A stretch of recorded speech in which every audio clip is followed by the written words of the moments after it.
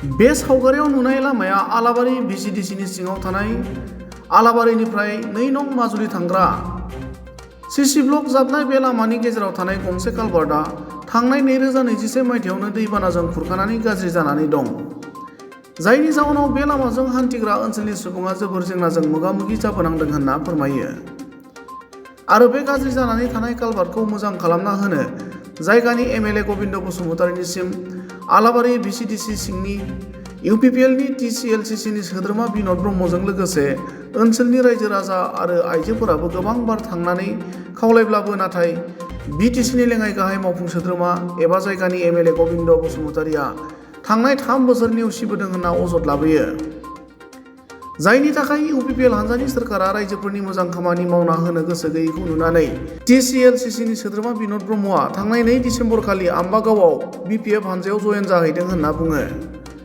आरो बे गाज्रि जानानै थानाय कालभार्टखौ फोसाबनो थाखाय आगुनि लामा बानायनाय थिकादारा 20,000 रां अनसुंथाइ महरै हरनायखौ इउपिपिएल हानजानि कमल खाख्लारि मुंनि सासे सुबुङा 4,000 रांनिल' खामानि मावदों होनना बुङो।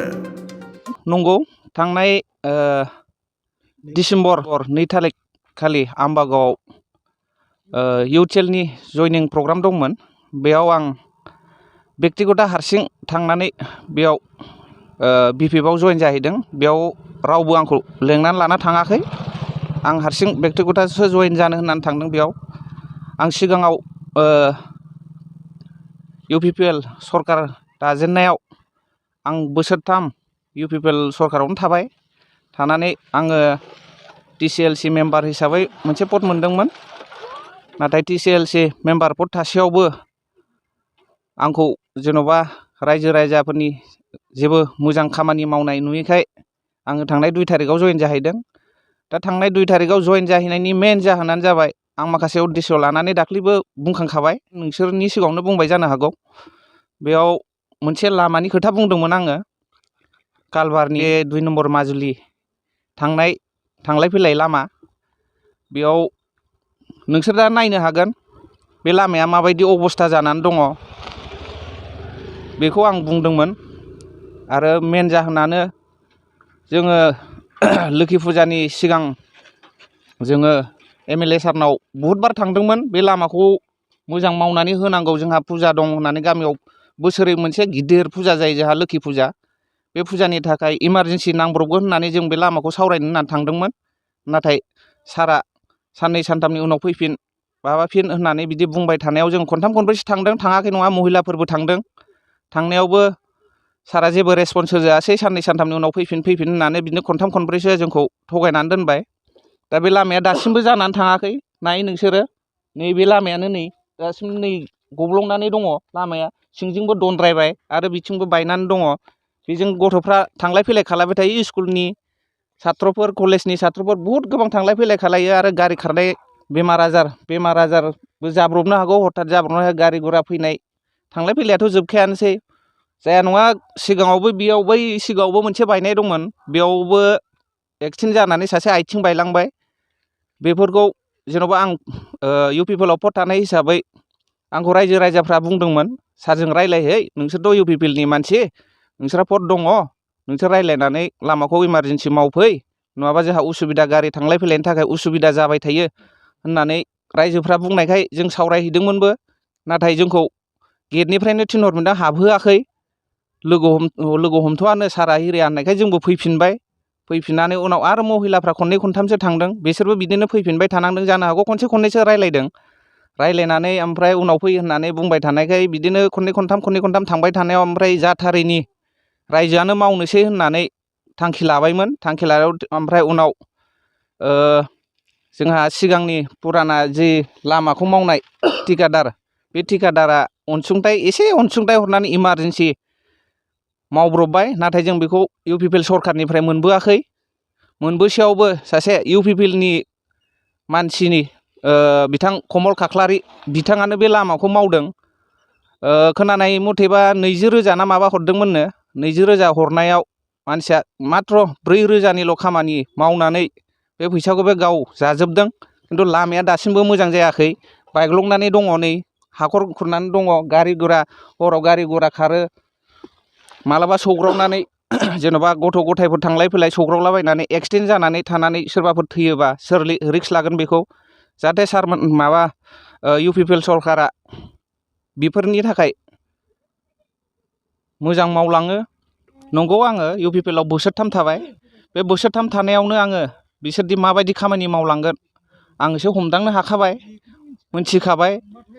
पाब्लिकनि मोनसे फिसा खामानि मोजांनि थाखाय रायलायहैनायावनो गोजौनिफ्राय जोङो जेबो रेसपन्स मोनासैबा जोंबायदि जेन'बा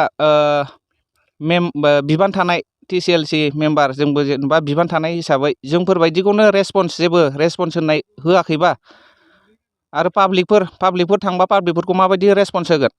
जोंफोर बिबान थानायनि सिगाङावसो पाब्लिकफ्रा बुङो। पाब्लिकफोर बुङोबा जोंफोर गोजौआव थांनांगौ जायो, रायलायहैनांगौ जायो।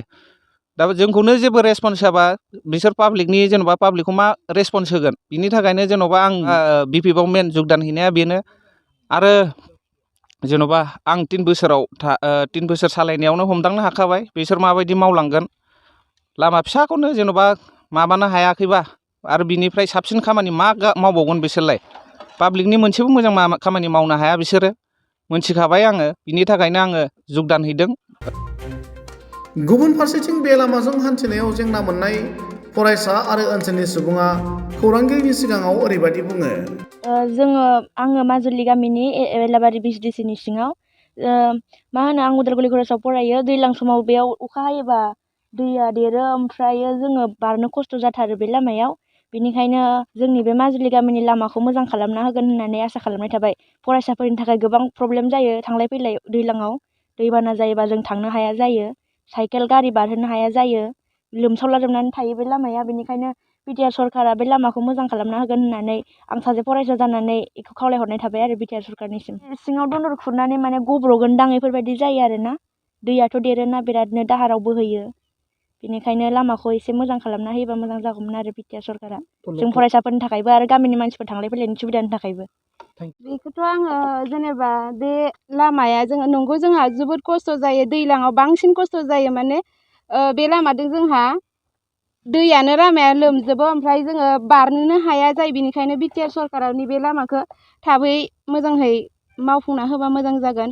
मानो होनब्ला जोंहा गथ' गथाय लांनाय हायनाय बा जेनेबा बायदिसिना बेमार आजार जागोन, बे समाव जोङो जोबोद खस्थ' मोनो। थांनाय बोसोरावबो जोङो जोबोद खस्थ'यै जोङो सम मोनसे स्कुलावनो थांनो हाया जादों लामानि थाखाय। बिनि थाखाय अननानै BTR सरकारा थाबै नायना होबा मोजां जायो। बियो एलाबारि BCDCनि 2 নম্বৰ মাজুলী এৰিয়াও গোলैयो बियो।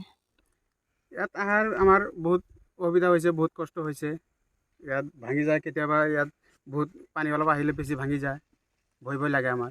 এইটো গাড়ী ডাঙৰ গাড়ী আহিলে অলপ লোড চোড থাকিলে এইটো দাবি যাব নেকি, এইটো আমাৰ ভয় লাগে। গেৰাণ্টি নাই, এইটো ভাঙি যাব পাৰে, এইটো গেৰাণ্টি নাই। বহুত চিন্তা লাগে, বহুত কষ্ট হয় আমাৰ। BTR চৰকাৰক আমি এইটো আহ্বানত জনাওঁ যে এইটো ৰাস্তাটো যাতে ভাল কৰি বনাই দিয়ে, অলপ ভালকৈ এইটো চাই ৰাস্তাটো অলপ ভালকৈ যাতে বনাই দিয়ে, এইটো আমি আহ্বান জনাওঁ। এইটো পাব্লিকে চাব। BTR চৰকাৰে যদি এইটো নবনায়, পাব্লিকে চাব। এইটো যিয়ে কাম কৰিব সেয়ে তাৰ নাম হ'ব। এইটো বনাব লাগে ৰাস্তাটো, চৰকাৰে আহ্বান জনাওঁ আমি।